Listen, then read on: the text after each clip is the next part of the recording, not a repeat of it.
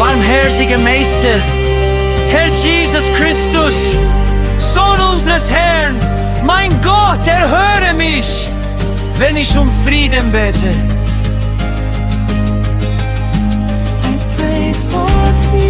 Domine Jesu Christe, Fili Domini Dei nostri, exaudime di precantem ad pacem.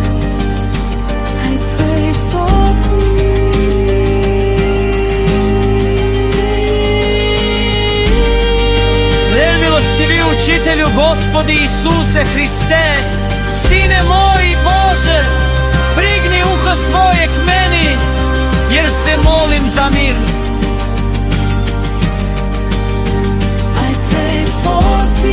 Çok merhametli efendim, Rabbi İsa Mesih, kulağını bana eğ, çünkü ben barış için dua ediyorum.